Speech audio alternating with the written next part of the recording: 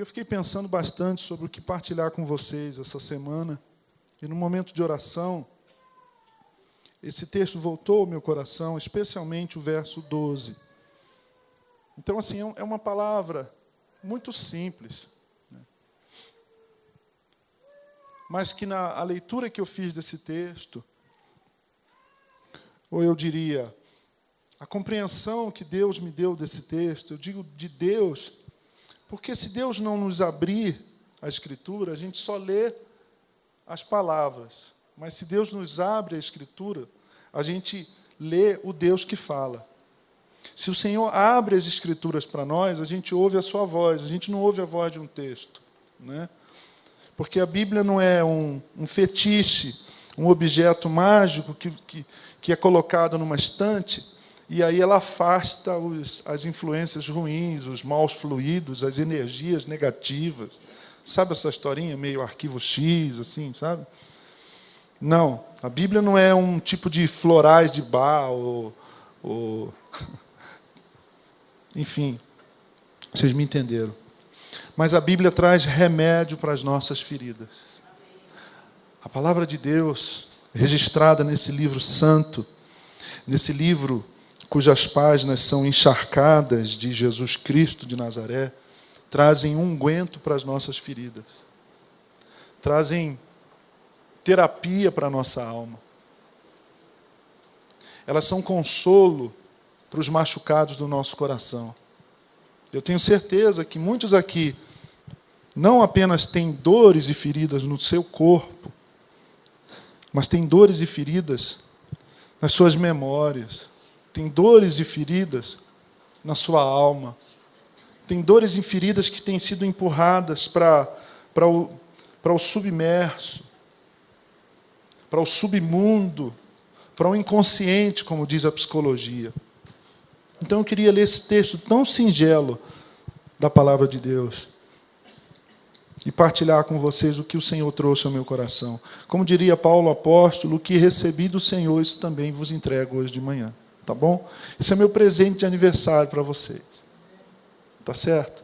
Se vocês orarem por mim, para que essa palavra se cumpra na minha vida, de tal modo que eu não exporte aquilo que não funcione na minha vida, vai ser, então, a contrapartida do presente que eu lhes ofereço, com muita singeleza de coração, com muita verdade no meu coração.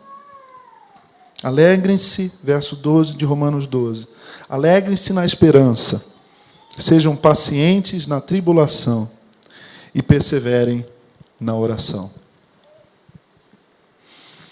Amém. Eu não sei se você já percebeu a grandeza da carta de Paulo aos Romanos. Nós somos uma geração que não lê mais a Bíblia, né? Aliás, nós somos uma geração que não lê mais, né? Ah, mas é porque ler em livro agora está ultrapassado, então tem que ser e-reader, tem que ser leitor digital, né? Pois eu comprei um para cada menino lá numa promoção aí desses da Amazon, um Kindle, né? E nenhum deles leu mais do que um livro no Kindle. Por quê? Porque a gente está num tempo em que a nossa atenção é levada para tanta banalidade. Você gosta de jujuba? No meu tempo era jujuba, hoje é fine, é mais chique, né? Né? No meu tempo era jujuba. O teu também, né, João? Aquelazinha verde hortelã era da hora, né? Assim, jujuba. Tinha o delicado, que não era para gente, e tinha jujuba. Tá certo? Né? Jujuba é muito da hora, mas não alimenta. Não tem nutrição nenhuma, é açúcar, corante, né? Sorvete é uma delícia, não é? Mas se você viver de sorvete, cara, primeiro você vai virar um sorvete, vai virar uma bola, assim, né? Então a gente fica comendo jujuba e sorvete dessa nossa sociedade banal e superficial, medíocre, porque a gente vive um tempo de muita mediocridade. Se você não tem olhos para ver e ouvidos para ouvir isso, é porque você também está nadando nessa maré da mediocridade. Não é só a religião que é superficial e irrelevante. É a cultura. Você liga o rádio todo dia e vê ouve Chico Buarque, Ivan Lins, não ouve Caetano Veloso, não é não? A bossa nova de hoje é a rocha. Né? Né? Então, nesse tempo assim, a gente olhar para esse texto extraordinário de Paulo é difícil, mas eu confesso aos irmãos, aos senhores e às senhoras, aos amigos e amigas que estão aqui hoje de manhã, nos honrando com a sua presença, eu confesso que essa carta extraordinária, esse feito notório, absolutamente estupendo de Paulo, chamada de Carta aos Romanos, que é fruto de uma mente extraordinária. Paulo era extraordinário, irmãos.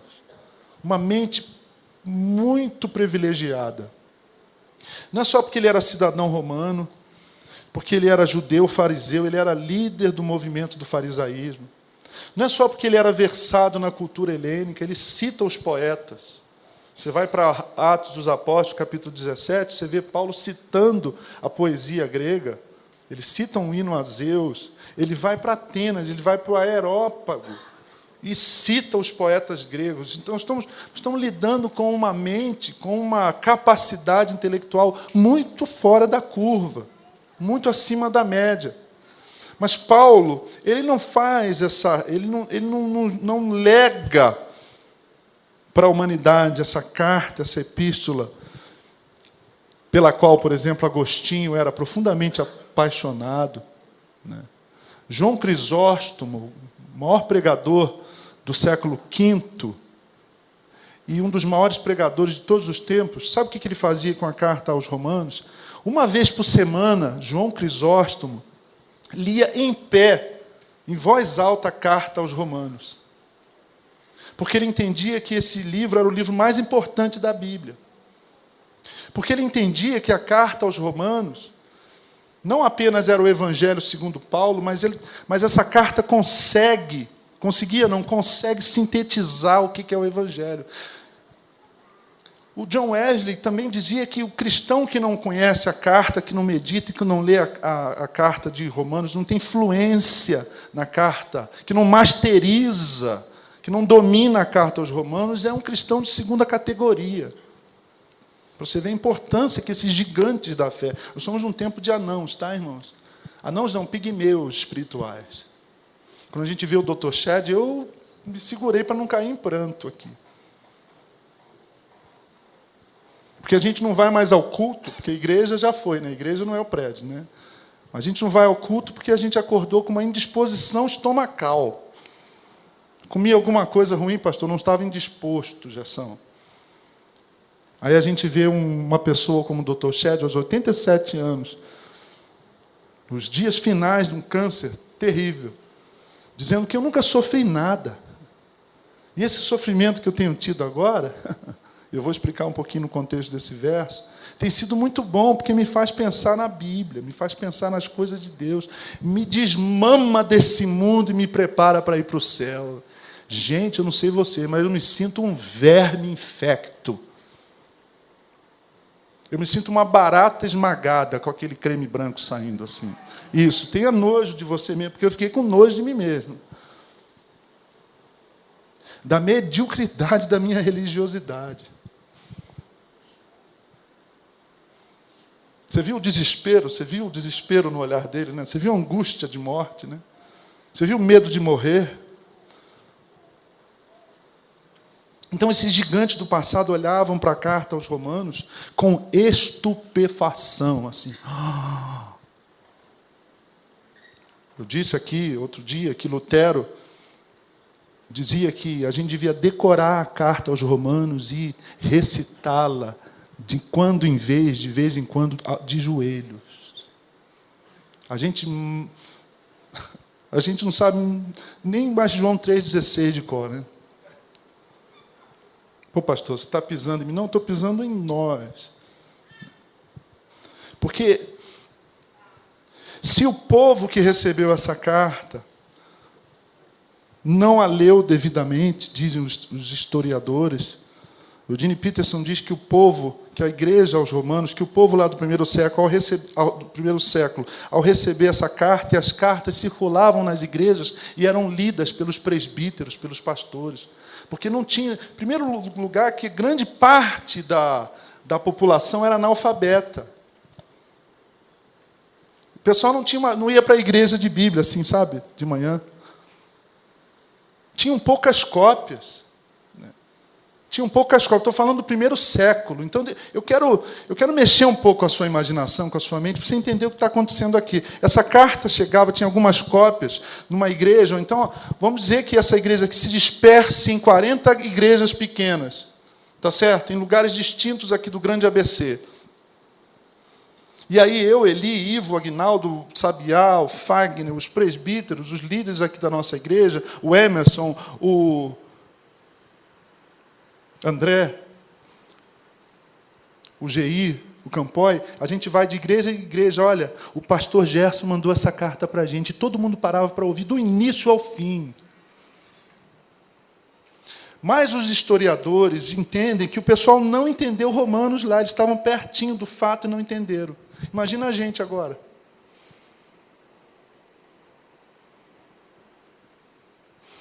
Sabe o que eu gostaria que acontecesse com você? Que você saísse daqui doido para chegar em casa, para pegar um copo de Coca-Cola, assim, com limão e gelo, e ler inteirinho Romanos. Você não está se aguentando de vontade. Se eu falar assim, quantos estão pensando nisso aqui agora, eu ficarei profundamente decepcionado. Porque a gente está imerso, irmãos. A gente está imerso numa preguiça intelectual, numa letargia espiritual. Gente, como é que a gente está vivendo mal hoje em dia, não é? Como a gente está vivendo mal, como a nossa vida hoje em dia é medíocre. Eu não gosto de fazer as pessoas se sentirem mal, mas o Dr. Shed que é o culpado.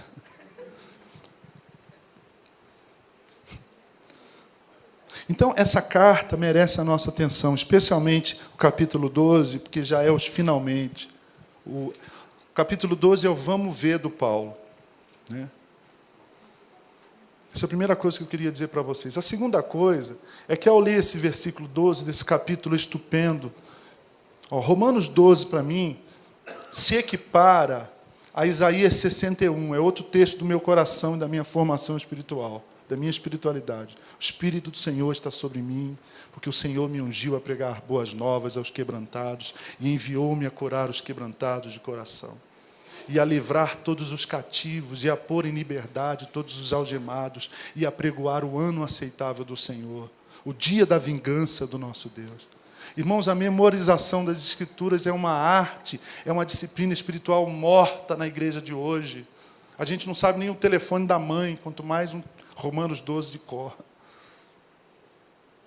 E no coração, ouça isso, no coração do capítulo, que é o coração do livro, que é o coração da Bíblia. É muito coração, né? Ficou muito cardiológico, muito cardíaco aqui. O verso que é o coração do capítulo, que é o coração do livro, que é o coração da Bíblia. Você gravou isso?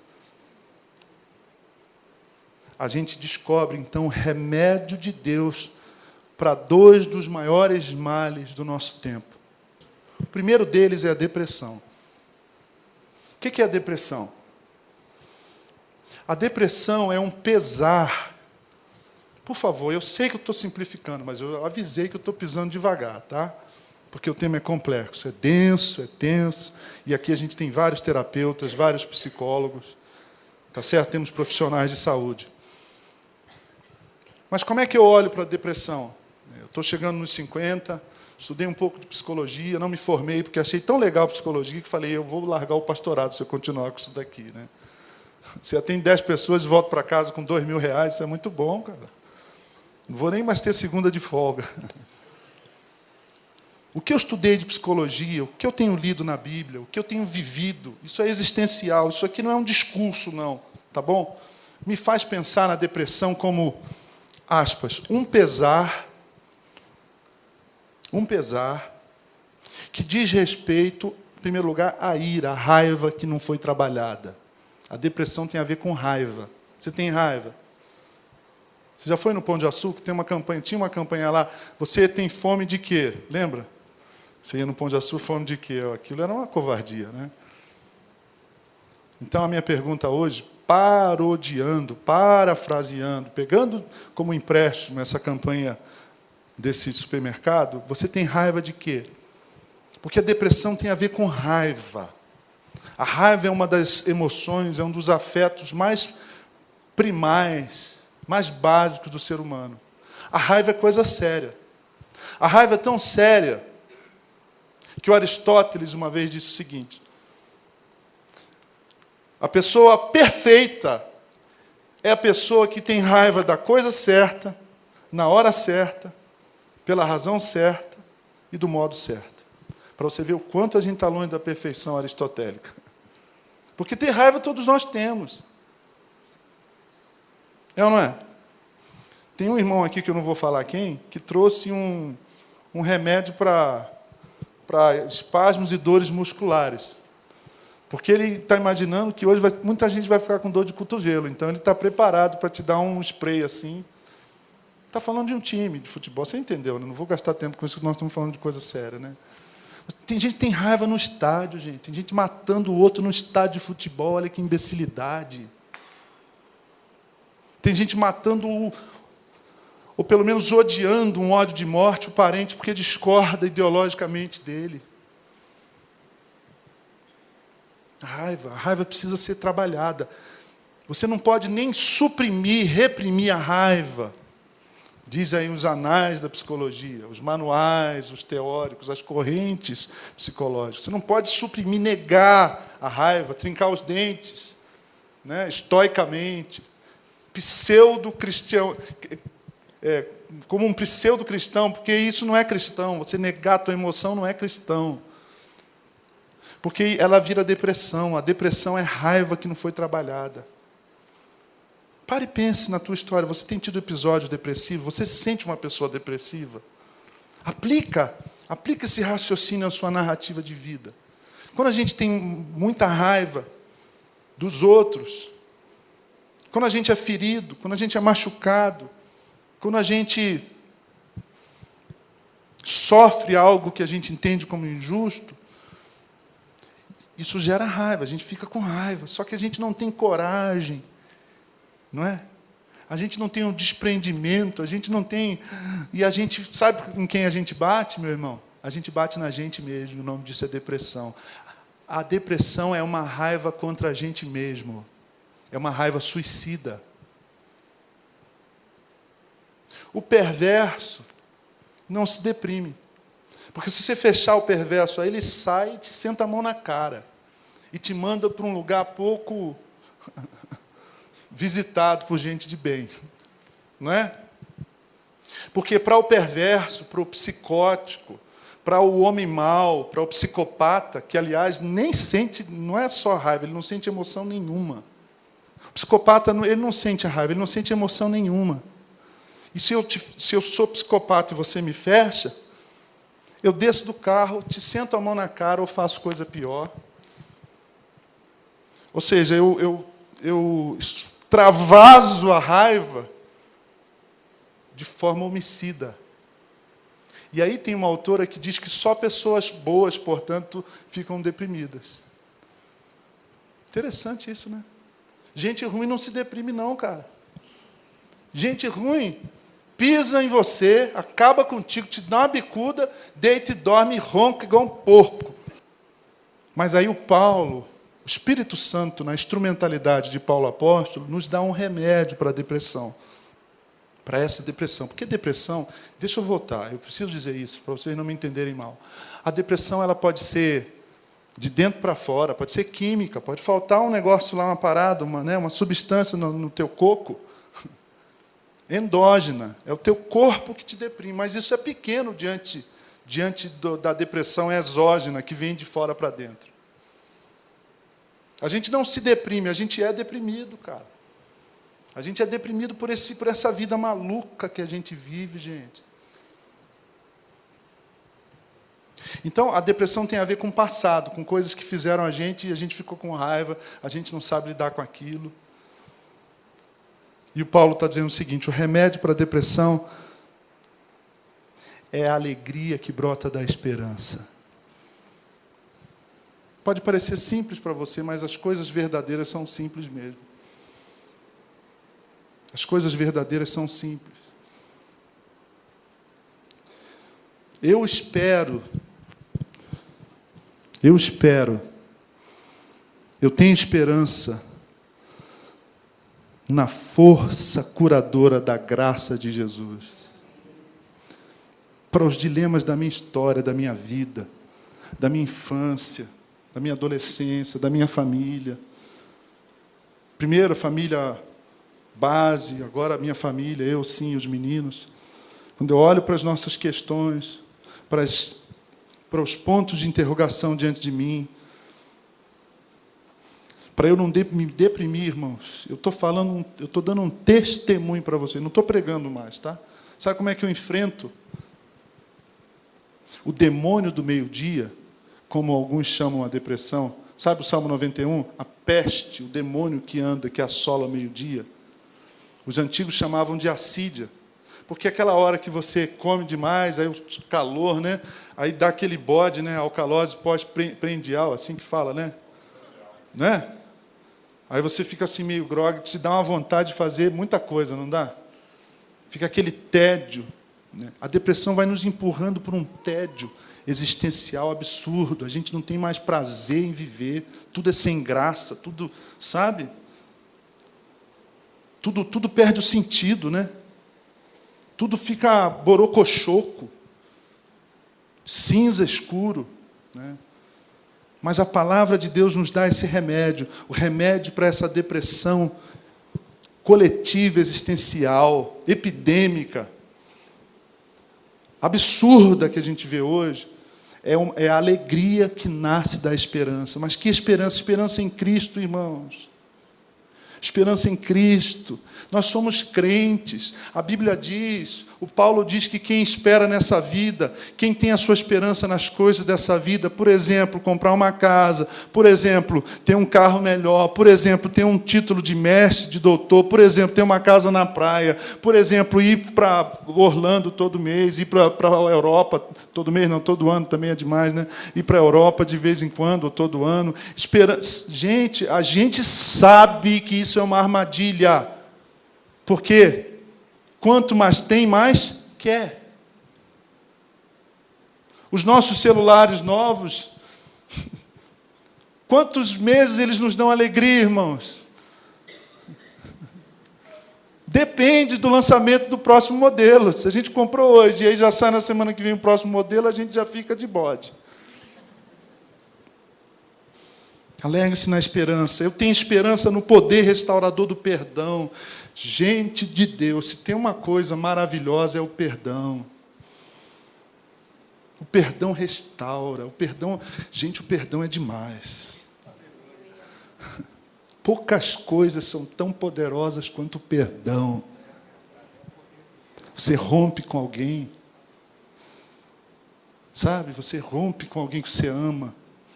E aí fica um céu cinzento, você não dorme mais, você não come mais. É uma droga, uma porcaria a vida, né? Aí você chega de coração e fala assim: fulano, fulana, me perdoa, eu fui um idiota, eu fui um estúpido, eu fui um... Sabe? Aí, isso aciona uma coisa tão profunda, tão antiga, que tem a idade de Deus, que faz com o coração de pedra se derreter na hora, assim. Mas tem que ser de coração, tem que vir da alma, das entranhas da nossa alma. O perdão é poderoso, um remédio para a depressão crônica que a gente vive hoje. Essa alegria que nasce na esperança que o crente tem que ter no poder restaurador do perdão. Irmãos queridos, o perdão não é opcional. Ou você perdoa ou você morre. Pronto, falei, hashtag. Ou você perdoa ou você morre. Porque já foi dito que quando você não perdoa, quando alguém te machuca, te magoa, te deprime, olha aí, está vendo? Está fazendo sentido? Porque você é uma pessoa boa, então você não aguenta aquela injustiça, aí você, né? Você não vai lá e mata o sem vergonha, a sem vergonha. Você começa a matar você mesmo, a sua alegria, o seu gosto de viver, o sorriso no teu rosto, o encantamento, o enlumbramento que a gente tem com um passarinho que pousa na janela. Irmãos, tem um sabiá, não é esse, que me visita todo dia lá. Eu falo, uau! Cara, pode chegar um Neymar na casa de um deprimido que ele, sabe? Quanto mais um sabiá. Poder restaurador do perdão. Deixa eu dizer uma coisa. Pode ser hoje a tua última oportunidade. Estou sendo dramático, sim, porque isso é dramático. Pode ser a última oportunidade que você tem de perdoar uma pessoa importante na sua vida. Não perca tempo. Saia desse bode. Toma esse remédio. Olha lá, olha lá. Mata esse micróbio corrosivo de almas, de projetos de vida, de sonhos, chamado ressentimento. Mata isso em nome de Jesus. Aplica esse remédio, esse unguento do perdão. Em que mais eu tenho esperança? Eu tenho esperança, irmãos, nas promessas do Evangelho. Isso é para crentes. Você percebeu que você é objeto de fé, né? Se você não crê, você pode até, eu não estou sendo rude, pode até ir embora. Pode pegar o bolo e comer. Porque isso é para quem crê. Eu tenho esperança nas promessas do Evangelho. Deus não me aceita porque eu sou bonzinho. Deus não me aceita porque eu sou membro de uma igreja evangélica. Deus não me aceita porque eu sou dizimista. Sabe por que Deus me aceita? Por causa dessa cruz vazia aí, ó. Por causa da morte e da ressurreição de Jesus Cristo de Nazaré. Não há nada que eu faça para Deus me amar mais do que Ele já me ama em Cristo Jesus. Não há nada. Eu posso dar 50 bilhões de dólares quando eu tiver. Sabe esses caras que doam bilhões, assim? Isso Deus não ama ninguém porque ajuda pobre, gente. Deus ama a gente por causa de Jesus Cristo. Cara, isso me dá esperança, isso me levanta. Eu tenho esperança, sabe em que mais? Estava pensando nisso hoje de manhã cedinho. Acrescentei isso aqui. Eu tenho esperança na boa semeadura. Eu olho para os meus filhos. Quem aqui tem filho adolescente, ou pré-adolescente, ou jovem, olha para esse contexto. Não dá uma deprê, gente. Não, Júnior? É um tempo escuro, irmãos. Mas eu olho os meninos dormindo, olho o Pá, olho o Bernardo, oro por eles, às vezes, dormindo. E eu vou dormir com esperança no que eu tenho semeado da parte de Deus no coração dos meus filhos. Eles vão lembrar das muitas vezes que eu chego no quarto e falo, filhos, antes de orar, vamos cantar esse hino aqui, ó. Finda-se este dia que o meu Pai me deu, sombras vesper. Poxa, papai, por que esse hino é importante para você? Ah, filho, é porque se Jesus está comigo, eu não temo as noites da minha vida. O que é a noite da minha vida? Então eu vou semeando, cara, vamos semear no coração dos nossos filhos e vamos ter esperança, e que essa esperança nos alegre. Amém ou não? Senão a gente deprime, irmãos. Senão a gente deprime, cara, é um tempo muito ruim. É um tempo muito mau, é um tempo perverso demais. E o segundo mal que tem assolado a nossa vida, a nossa existência é a ansiedade. Se a depressão tem a ver com o passado, a ansiedade tem a ver com o futuro. Não é? Porque você se deprime pensando no que aconteceu, que não foi justo, no machucado, e a raiva que você ficou vai te destruindo, vai te corroendo. Aí você prende a pessoa lá no cativeiro do ressentimento e fica vigiando. Você fica na porta vigiando. Não perdoa, pastor. Ele está preso, você está junto lá no... E o que é ansiedade? A ansiedade tem a ver com essa angústia que tem a ver com o futuro.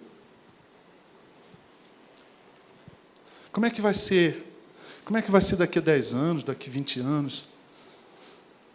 O mercado de seguro, você sabe que seguro de vida é jogo de azar, né?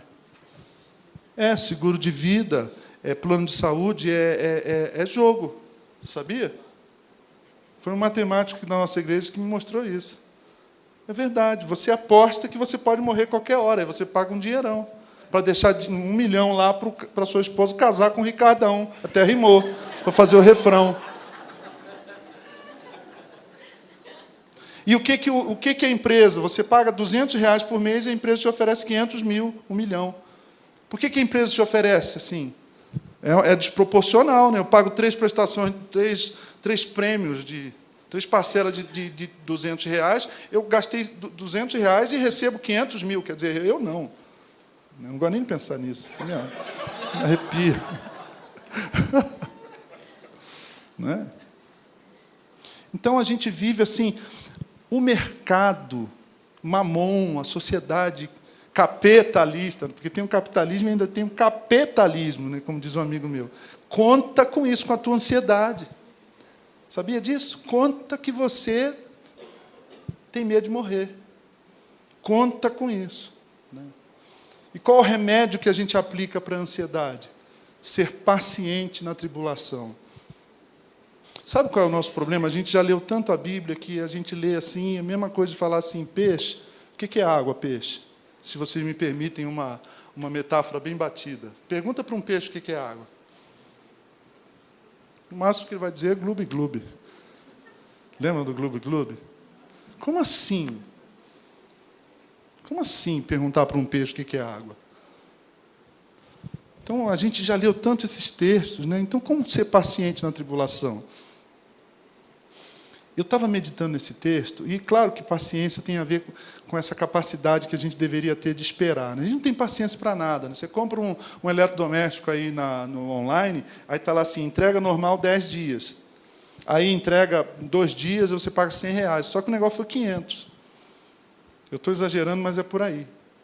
O pessoal fatura em cima da tua ansiedade. Então, é lógico que, quando eu falo de paciência, eu estou contrapondo paciência com impaciência. Mas, quando eu li esse texto, eu fiquei pensando no seguinte, paciente no sentido de sofrer algo, né? De padecer algo.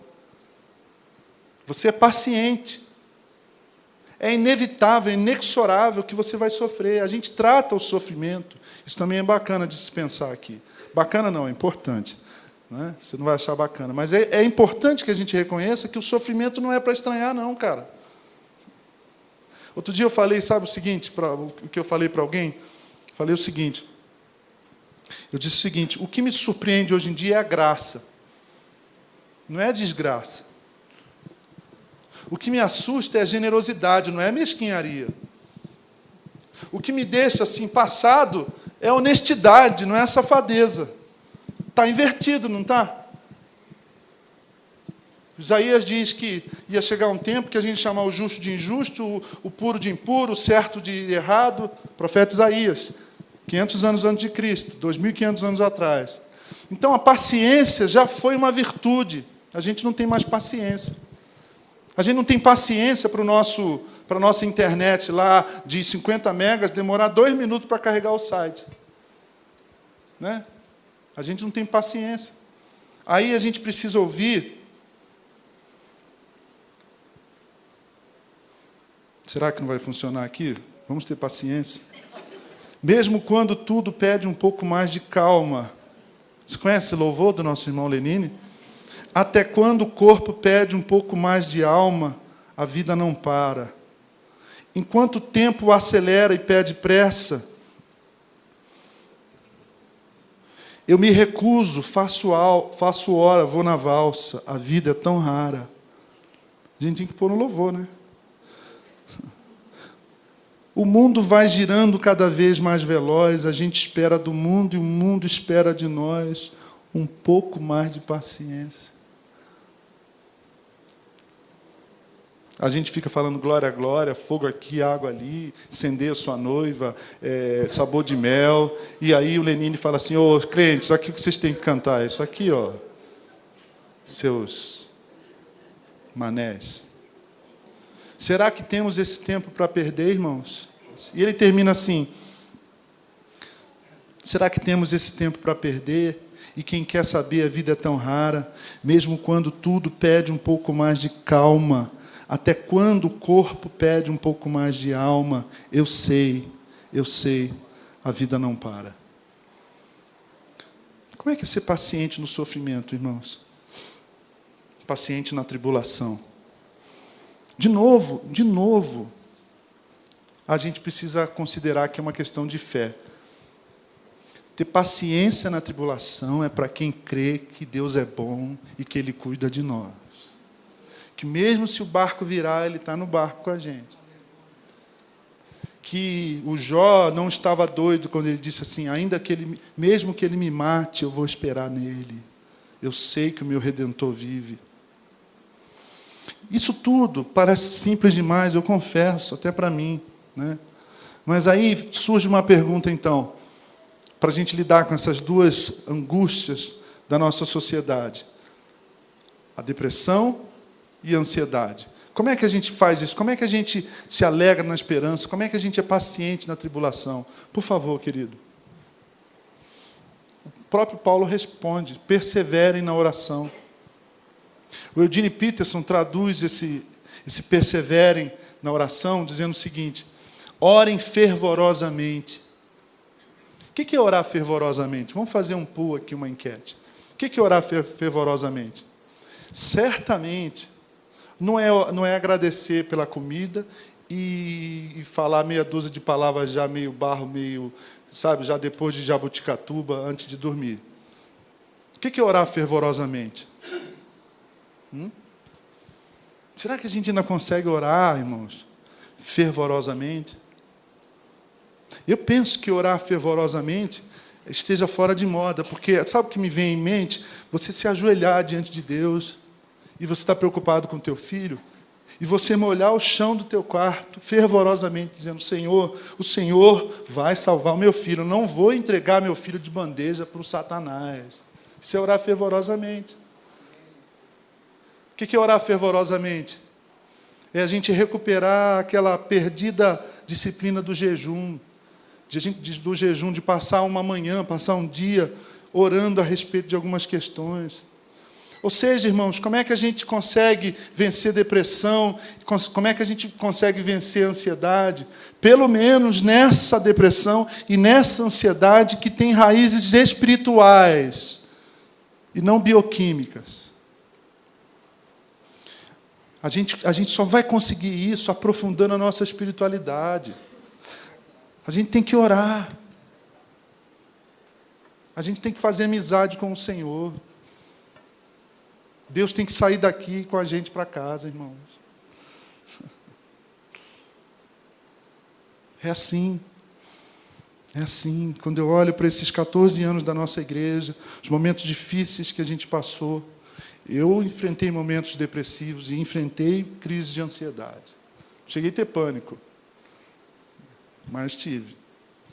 E eu confesso a vocês que o que me sustentou foi a perseverança na oração. Número 2, como é que a gente consegue vencer depressão e ansiedade? Praticando a comunidade. Por quê, pastor Gerson? Por quê? Porque está no plural. O Paulo não está falando para uma pessoa, ele está falando para um corpo, para uma coletividade de discípulos. Alegrem-se na esperança, perseverem. A gente tem que praticar a comunidade, irmãos, e para muitos de nós, praticar a comunidade é vir ao culto de domingo. Praticar a comunidade é expor o seu coração para alguém, é abrir a sua casa para alguém, é abrir o seu pecado para alguém. Isso é praticar a comunidade. Sabe, querido, o pecado deprime a gente, o pecado deixa a gente ansioso. Mas quando a gente procura alguém, quando a gente pratica a comunidade, irmão, ora por mim, por isso. No mínimo, a gente se sente melhor. E, no máximo, o Senhor visita e ouve a nossa oração. Porque a Bíblia diz que Deus mudou a sorte de Jó enquanto ele orava com os seus amigos. Porque o Tiago diz: confessem os vossos pecados uns aos outros e orem uns pelos outros para vocês serem curados. Olha que insight do Tiago. Ele não diz para vocês serem perdoados. Sabe o que ele está dizendo? Que o pecado adoece a gente. Então, orar fervorosamente, praticar a comunidade. Por último, fazer a nossa parte. Será que a gente tem feito a nossa parte, irmãos? Tem um provérbio lá na Inglaterra muito legal que diz assim: Deus dá o leite, mas não dá o balde. Não é legal? Você queria que o anjo viesse lá e ordenhasse a vaca para você e já trouxesse pasteurizado na mamadeira lá no teu quarto? Então, eu não quero generalizar, mas a pergunta que eu faço para mim e para vocês: a gente tem feito a nossa parte? Sabe um jeito da gente enfrentar isso? Fazendo terapia. Sabe um jeito da gente enfrentar isso? Participando de um grupo pequeno e partilhando o coração. Sabe um jeito da gente enfrentar isso? Voltando atrás e pedindo perdão, reatando as coisas. Ah, pastor, mas ele não vai me perdoar, o problema é dele. Porque um dos mitos do perdão é que o outro tem que merecer o benefício do meu perdão. Mas eu desmistifico isso para mim mesmo, sempre que eu sou machucado, dizendo o seguinte: eu não vou permitir que o outro me dê o malefício da falta de perdão. Se você não quer me perdoar, o problema é seu, mas eu te perdoo. Aliás, você nem precisa que o outro peça perdão para você perdoar. O perdão é uma coisa entre você e Deus, em primeiro lugar. Eu não preciso, nem devo, nem quero me prolongar, irmãos. Eu acho que eu já partilhei aquilo que estava no meu coração. Então, ao invés de sofrer com depressão e com ansiedade, olhando para o futuro, eu tenho me alegrado na esperança. Eu tenho buscado essa paciência na tribulação. E tenho perseverado na oração, e convido você a fazer isso. Aprofunda a sua vida com Deus. Aprofunda mesmo. Leia as Escrituras. Mantenha um diário devocional. Irmãos, eu tenho uma pilha lá em casa. Eu pego um de 15 anos atrás e eu leio assim, choro, porque eu me surpreendo como que Deus me transformou. Por favor, não publiquem isso depois, porque tem coisa escabrosa ali. Tem um pregador muito famoso, professor de homilética, que uma vez disse o seguinte: Deus, obrigado, porque o pessoal aqui não me conhece como o Senhor me conhece, Fagner. Porque se esse pessoal soubesse a meu respeito 1% do que o Senhor sabe, eles não dariam a mínima atenção para o que eu vou falar para eles agora. Mas você pode ter um caderno onde você rasga o teu coração. Ou fazer como diz um amigo meu, Sabesp terapia. Encha um caderno, pode até xingar, pode. Depois você pede perdão pelo xingamento. Trabalha a tua ira, depois amassa e joga na privada. E levante a cabeça. Inclusive, alguém me mandou aqui uma sugestão de um corinho, de um cântico, de um hino. Ando devagar porque já tive pressa. E levo esse sorriso porque já chorei demais. Hoje me sinto mais forte, mais feliz. Quem sabe? Só levo a certeza de que muito pouco eu sei, eu nada sei. Conhecer as manhas e as manhãs, o sabor das massas e das maçãs. É preciso amor para poder pulsar. É preciso paz para poder sorrir. É preciso chuva para florir. Penso que cumprir a vida seja simplesmente compreender a marcha e ir tocando em frente. Talvez esse tocando em frente para alguns seja uma coisa assim meio de indolência. Ah, não, estou tocando. Mas eu não entendo assim, não. Eu entendo à luz do que eu falei. Como é que é compreender a marcha? Só fica deprimido quem é bom. Se você está deprimido é porque você tem um coração legal, bacana. E porque tem gente ruim te machucando. Então, ó Deus, ó céus, ó azar, tem uma nuvenzinha. Não, nada disso. Se alegre, sabe por quê? Porque você é gente boa. Porque só fica deprimido gente boa. Carioca, flamenguista, não fica deprimido. Entendeu? Compreenda a marcha, é assim que a gente é. O ser humano é assim, gente. O ser humano é ingrato, gente. A gente é ingrato, a gente é ruim, a gente é ruim. A gente é ruim. Então a gente não deveria mais se surpreender com a maldade. A gente deveria se encantar com a bondade, com a virtude. Essa palavra traz esperança para o teu coração? Vamos dizer juntos? Alegrem-se na esperança, sejam pacientes na tribulação e perseverem na oração. Vamos juntos? Alegrem-se na esperança, sejam pacientes na tribulação e perseverem na oração. Na minha opinião, o jeito de você se alegrar na esperança, nesse tipo de esperança que eu partilhei, o jeito de você ser paciente na tribulação é perseverando na tua vida com Deus. Tem um homem de Deus que eu admiro muito, que há 2 anos partiu também para o Senhor. Dallas Willard, filósofo e teólogo. Ele dizia o seguinte: o nosso problema é que a gente quer resolver problemas espirituais com remédios materiais. Irmãos, depressão é espiritual. Acredite nisso. Ansiedade é espiritual. É o nosso vazio de Deus, é a falta de Deus e de sentido, de escatologia, assim, sabe? A vida está indo para um lugar porque Deus está reinando soberano. Então, deixa a chuva cair. Como diz o Guilherme Arantes, deixa chover, deixa a chuva molhar. Deixa a bênção cair, né, Eli? Beijo para vocês. Feliz aniversário para nós, irmãos.